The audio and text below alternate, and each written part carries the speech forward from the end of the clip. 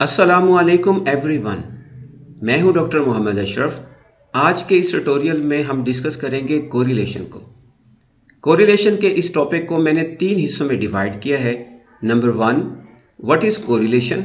Number 2, how to conduct correlation analysis in SPSS. And number 3, how to interpret results of correlation. First part में मैं correlation को define करूंगा और उसके साथ साथ कोरिलेशन की रेंज, साइन, वैल्यू और स्ट्रेंथ को भी डिस्कस करूंगा। और फिर सेकंड पार्ट में प्रैक्टिकली मैं कोरिलेशन एनालिसिस एसपीएसएस में रन करके दिखाऊंगा और फिर थर्ड पार्ट में कोरिलेशन एनालिसिस के रिजल्ट्स को इंटरप्रेट भी करूंगा। सबसे पहले हम डिफाइन करते हैं कि कोरिलेशन है क्या। Correlation is defined as relationship between two variables, यानी दो वेरिएबल्स के दरमियान जो रिलेशनशिप होता है उसको हम कोरिलेशंस के जरिए स्टडी करते हैं। For example, there is a relationship between Facebook addiction and mental health. जैसे जैसे फेसबुक एडिक्शन बढ़ती है वैसे वैसे मेंटल हेल्थ कम होती चली जाती है। तो इस पर्टिकुलर एग्जाम्पल में फेसबुक एडिक्शन और मेंटल हेल्थ दो वेरिएबल्स हैं और इनके दरमियान एक नेगेटिव रिलेशनशिप है, यानी फेसबुक एडिक्शन के बढ़ने से मेंटल हेल्थ कम होती है। इसी तरह दूसरी एग्जांपल में स्मोकिंग एंड हेल्थ के दरमियान रिलेशनशिप है। स्मोकिंग एक वेरिएबल है और हेल्थ दूसरा वेरिएबल्स है। जैसे जैसे स्मोकिंग बढ़ती है वैसे वैसे हेल्थ डिक्रीज होती चली जाती है, हेल्थ पर नेगेटिव इम्पैक्ट आता है। इसी तरह स्मोकिंग और हेल्थ के दरमियान भी नेगेटिव रिलेशनशिप है। और तीसरी एग्जांपल में employ participation in decision making एक वेरिएबल और मोटिवेशन दूसरा वेरिएबल है।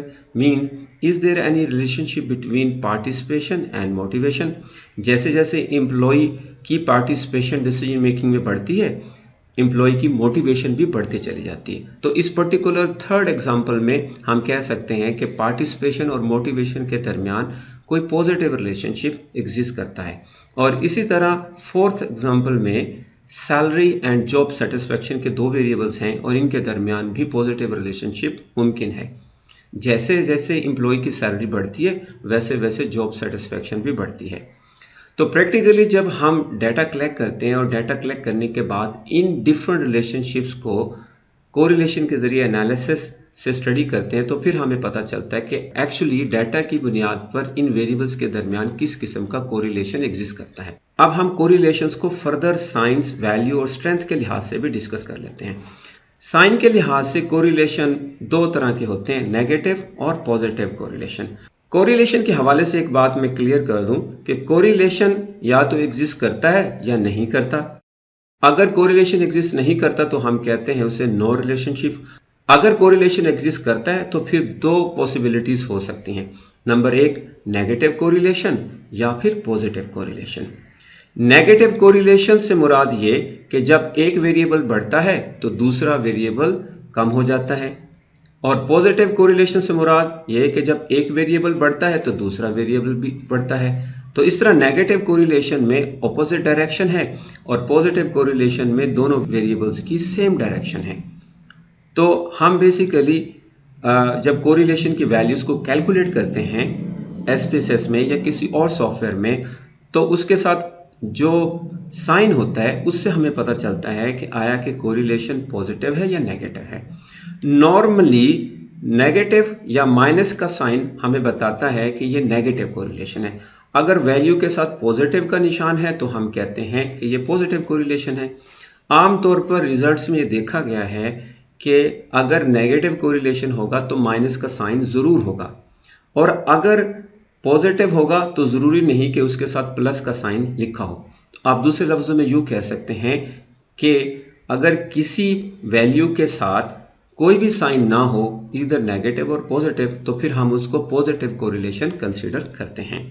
तो आप इस बात को याद रखें कि नेगेटिव कोरिलेशन में दोनों वेरिएबल्स ऑपोजिट डायरेक्शन में मूव करते हैं, और जबकि पॉजिटिव कोरिलेशन में दोनों वेरिएबल्स सेम डायरेक्शन में मूव करते हैं। अब हम बात करते हैं रेंज ऑफ कोरिलेशन। कोरिलेशन की रेंज -1 से +1 तक होती है, यानी कोरिलेशन -1 +1 के दरमियान रहता है। कोरिलेशन -1 से कम और +1 से ज़्यादा नहीं हो सकता। अब हम बात कर लेते हैं स्ट्रेंथ के हवाले से। स्ट्रेंथ के हवाले से हमारे पास 4 मुख्तलिफ किस्म की स्ट्रेंथ वैल्यूज़ के लिहाज से आती हैं। अगर हमारे पास वैल्यू 1 होगी तो हम कहेंगे परफेक्ट कोरिलेशन दोनों वेरिएबल्स के दरमियान एग्जिस्ट करता है।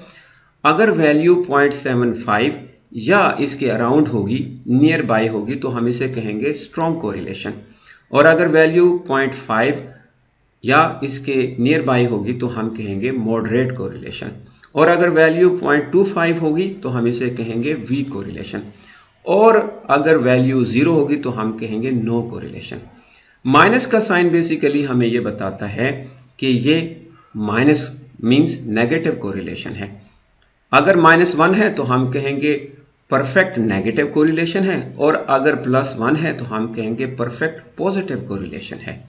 और इसी तरह अगर -0.75 है तो हम कहेंगे स्ट्रॉन्ग नेगेटिव कोरिलेशन है, और अगर +0.75 है तो हम कहेंगे स्ट्रॉन्ग पॉजिटिव कोरिलेशन है।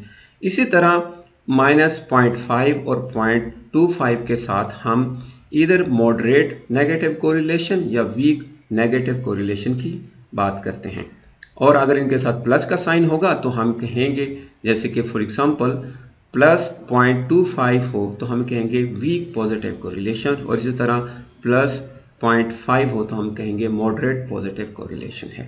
So this is all about the correlation. Basically correlation दो वेरिएबल्स के दरमियान जो रिलेशनशिप होता है उसको मेजर करता है, और अगर ये पॉजिटिव कोरिलेशन होगा तो इसके साथ प्लस का साइन होगा, और अगर नेगेटिव कोरिलेशन होगा तो इसके साथ माइनस का साइन होगा। कोरिलेशन पॉजिटिव है तो सेम डायरेक्शंस में दोनों वेरिएबल मूव कर रहे हैं, और कोरिलेशन अगर नेगेटिव है तो दोनों वेरिएबल्स ऑपोजिट डायरेक्शन मूव कर रहे हैं।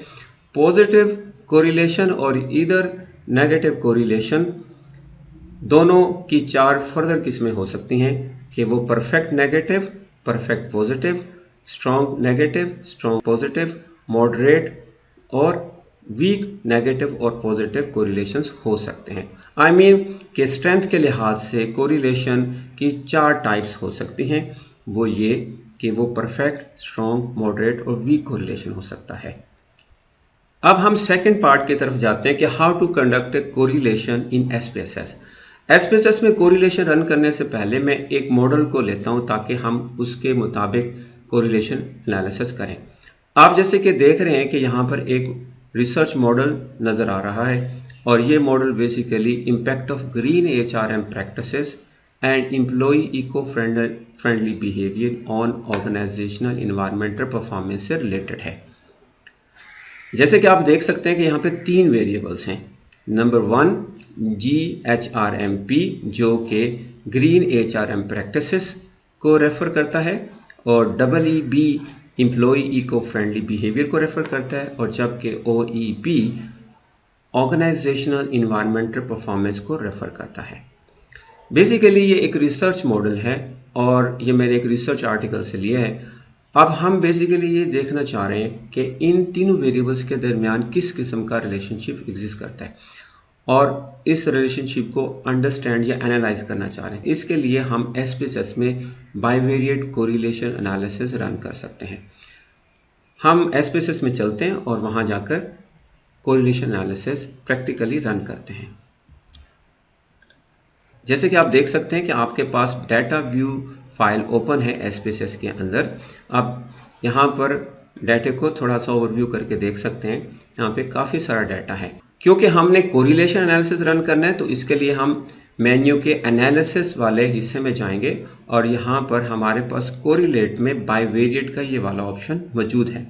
हम इस पर क्लिक करेंगे तो हमारे पास कुछ इस तरह की एक डायलॉग बॉक्स ओपन हो जाएगा। आप इसको सबसे पहले रीसेट कर लें, और फिर जिन जिन वेरिएबल्स के दरमियान आप कोरिलेशन एनालिसिस रन करना चाह रहे हैं आप उनको यहाँ से स्क्रॉल डाउन करके सर्च कर लें, और फिर आप इनको वेरिएबल वाले सेक्शन में ले आएँ। अब मैं क्योंकि बेसिकली 3 वेरिएबल्स के दरमियान कोरिलेशन एनालिसिस करना चाह रहा हूँ, वो है OEP, EEB और GHRMP। मैं इनको सिलेक्ट कर लेता हूँ और इनको वेरिएबल्स के सेक्शन में ले आता हूँ। क्योंकि ये तीनों वेरिएबल्स बेसिकली पैरामीट्रिक वेरिएबल हैं, इसलिए हम पियर्सन कोरिलेशन रन करेंगे, और स्पीयरमैन कोरिलेशन भी रन कर सकते हैं अगर ये वेरिएबल्स नॉन पैरामीट्रिक हों तो। तो इसलिए पैरामीट्रिक वेरिएबल्स के लिए हम पियर्सन कोरिलेशन एनालिसिस करते हैं। नॉर्मली जब हम कोरिलेशन एनालिसिस करते हैं तो उस वक्त हमारे पास ये वेरिएबल्स कंप्यूट नहीं हुए होते। नॉर्मली हमारे पास वेरिएबल्स आइटम्स की शक्ल में होते हैं। तो सबसे पहले हम इन वेरिएबल्स को कंप्यूट करते हैं, मतलब जैसे कि OEP, EEB, GHRMP, ये मैंने वेरिएबल्स ऑलरेडी कंप्यूट किए हैं। आप इन वेरिएबल्स को कैसे कंप्यूट करेंगे, इससे रिलेटेड मैंने एक वीडियो बनाई हुई है, how to compute variable in SPSS, वो आप देख सकते हैं। मैं उसका लिंक इस वीडियो के डिस्क्रिप्शन में भी शेयर कर देता हूँ। और मज़ीद अगर आप मेरे चैनल पे जाएं तो आपको ये वाली video 11 point how to compute variables in SPSS में जाके देख सकते हैं। यहाँ भी प्लेलिस्ट में आपको मिल जाएगी। SPSS ट्यूटोरियल फॉर बिगिनर्स की प्लेलिस्ट में ट्यूटोरियल नंबर 11 मौजूद है। जैसे कि मैंने कहा कि जिन वेरिएबल्स के दरमियान आप कोरिलेशन एनालिसिस रन करना चाहते हैं, आप उनको सिलेक्ट कर लें और आप इस वेरिएबल के सेक्शन में ले आएँ। और अगर ये वेरिएबल्स पैरामीट्रिक हैं तो फिर आप पियर्सन कोरिलेशन एनालिसिस रन करेंगे। अगर ये वेरिएबल नॉन पैरामीट्रिक हैं तो आप फिर स्पीयरमैन कोरिलेशन एनालिसिस रन करेंगे। आपके पास ऑप्शन है कि टेस्ट ऑफ सिग्निफिकेंस 2 टेल्ड भी कर सकते हैं और 1 टेल्ड भी कर सकते हैं। मैं 2 टेल्ड को ही चेक रखूँगा और फिर इस ओके के बटन पर क्लिक कर दूँगा। जैसे ही मैंने ओके के बटन पर क्लिक किया तो मेरे पास ये कोरिलेशन एनालिसिस रन होकर शो हो गया। यहाँ पे आप देख सकते हैं कि ये टेबल कुछ इस तरह शो हो रहा है। यहाँ पर डायगोनल वैल्यूज़ हैं 1 1 के साथ, और फिर इसके एक फर्स्ट कॉलम में हमारे तीनों वेरिएबल्स शो हो रहे हैं, OEP, EEB, GHRMP, और इसी तरह हॉरिजॉन्टल हमारे पास वही वेरिएबल भी शो हो रहे हैं। 1 से मुराद बेसिकली ये है कि OEP और OEP के दरमियान परफेक्ट कोरिलेशन है। ऑफ कोर्स जब दोनों वेरिएबल सेम होंगे तो कोरिलेशन परफेक्ट ही होगा। अब अगर आप इस डायगोनल से ऊपर वाला पार्ट देखें तो उसमें जो वैल्यूज़ हैं उनको कंपेयर करें नीचे वाले पार्ट के साथ, तो आपको पता चलेगा कि दोनों वैल्यूज़ सेम ही हैं। आई मीन आप जब कोरिलेशन एनालिसिस को रिपोर्ट करते हैं तो या तो ऊपर वाले पार्ट को रिटेन कर लें या नीचे वाले पार्ट को रिटेन कर लें। और नॉर्मली जब हम टेबल बनाते हैं अपनी रिसर्च रिपोर्ट में या आर्टिकल के अंदर, तो टेबल को थोड़ा सा जाके अपने लिहाज से मॉडिफाई करते हैं। बट लेट्स डिस्कस ये कोरिलेशन टेबल में है क्या बेसिकली।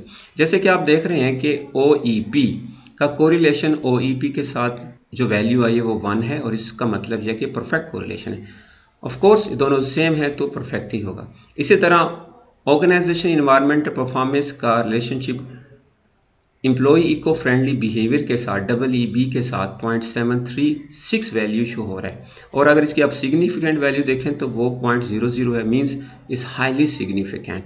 और N से मुराद नंबर ऑफ रिस्पॉन्सेज हैं, 295 हैं। और इसी तरह N तमाम जगह पे सेम ही है क्योंकि ये तमाम कोरिलेशन 295 रिस्पॉन्सेज पर कंप्यूट किया गया है। अब वैल्यूज़ के लिहाज से हमें यहाँ पर स्ट्रेंथ और नेगेटिव या पॉजिटिव कोरिलेशन शो होगा। अब राइट नो क्योंकि मेरे ये तीनों वेरिएबल्स हैं ही पॉजिटिव, इसलिए इनके दरमियान आप देख सकते हैं कि पॉजिटिव रिलेशनशिप ही शो हो रहा है, कहीं भी नेगेटिव नहीं है। तो अगर आप वैल्यूज़ कंपेयर करें तो जैसे कि OEP ये 0.736 और ये 0.736 एक ही है। इसी तरह 491 और 491 सेम है, और इसी तरह 0.603 और 0.603 सेम है। तो अब अगर हम नीचे वाले को डिस्कस करें, ऊपर वाले को डिस्कार्ड करें, तो कुछ कोरिलेशन एनालिसिस को इस तरह इंटरप्रेट करेंगे। जैसे कि यहाँ पर EEB का रिलेशनशिप OEP के साथ, यानी एम्प्लॉय इको फ्रेंडली बिहेवियर का रिलेशनशिप ऑर्गेनाइजेशन इन्वायरमेंटल परफॉर्मेंस के साथ स्ट्रॉन्गली पॉजिटिव है। अब ये value 0.736 which is very close to 0.75। तो जैसे कि मैंने कहा था कि अगर वैल्यू कोरिलेशन की 0.75 या नियर बाय हो तो हम इसको कहते हैं स्ट्रॉन्ग कोरिलेशन। और इसी तरह अगर हम नीचे देखें, ग्रीन HRM प्रैक्टिसेस का रिलेशनशिप ऑर्गेनाइजेशनल इन्वायरमेंटल परफॉर्मेंस के साथ जो वैल्यू आई है वो 0.491 है, विच इज़ क्लोज टू 0.45। और हम कह सकते हैं कि इन दोनों वेरिएबल्स के दरमियान रिलेशनशिप मॉडरेट है। और अगर हम ग्रीन HRM प्रैक्टिसेस का एम्प्लॉय को फ्रेंडली बिहेवियर के साथ देखें तो वो 0.63 है, और ये रिलेशनशिप इन बिटवीन है 0.75 और 0.45 के। तो हम कह सकते हैं कि ये मॉडरेट और स्ट्रॉन्ग कोरिलेशन के दरमियान एग्जिस्ट करता है। और इसी तरह अगर आप एम्प्लॉय इको फ्रेंडली बिहेवियर के साथ देखें तो वो तो परफेक्ट कोरिलेशन शो हो रहा है। तो इस तरह बेसिकली हम कोरिलेशंस को एक्सप्लेन करते हैं। अगर आपने इस टेबल को अपनी किसी रिसर्च आर्टिकल या रिसर्च थीसिस में रिपोर्ट करना है तो आप इसको सिर्फ कॉपी पेस्ट ना करें। वैसे तो आप सिंपल राइट क्लिक करेंगे तो कॉपी का ऑप्शन आपके पास शो हो जाएगा, आप इसे कॉपी करके वहाँ पेस्ट कर सकते हैं। The best thing is this, आप इस कोरिलेशन के टेबल को खुद से बनाएं। और वो किस तरह का हो सकता है मैं आपको एक एग्जांपल के तौर पे एक रिसर्च आर्टिकल में दिखाता हूँ। जैसे कि फॉर एग्जांपल ये एक कोरिलेशन टेबल रिपोर्ट हुआ है। यहाँ पे आप देख सकते हैं कि यहाँ पर वेरिएबल्स का फुल नेम लिखा है और उसकी एब्रीविएशन, और यहाँ पर एब्रीविएशंस लिखी हैं।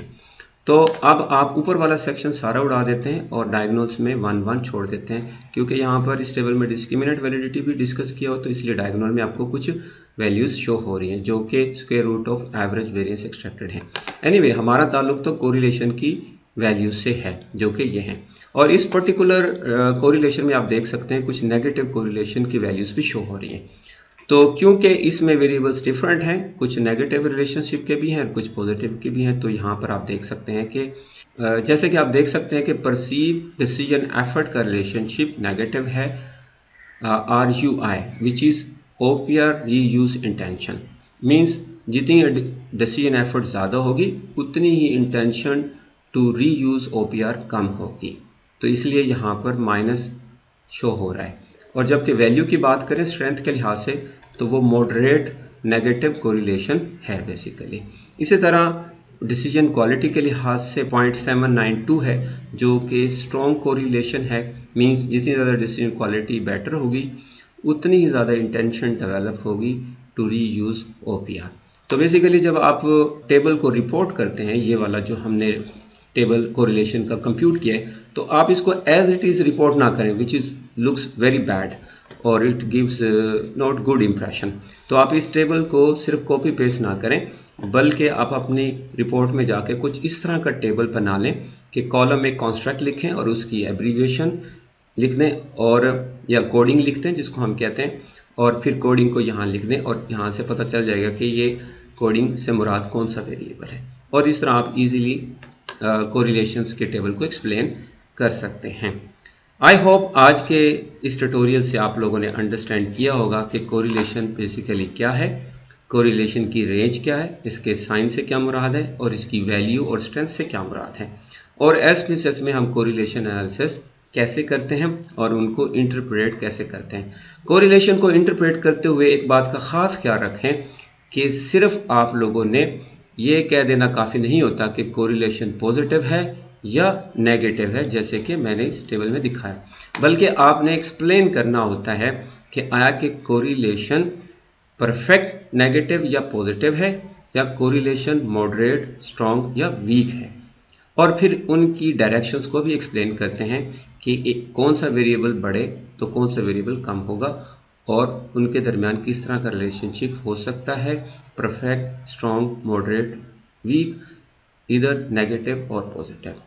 तो अगर आप डिटेल के साथ कोरिलेशन के टेबल को एक्सप्लेन करेंगे तो फिर आप उसकी इंटरप्रिटेशन ज़्यादा बेहतर तौर पे कर सकते हैं।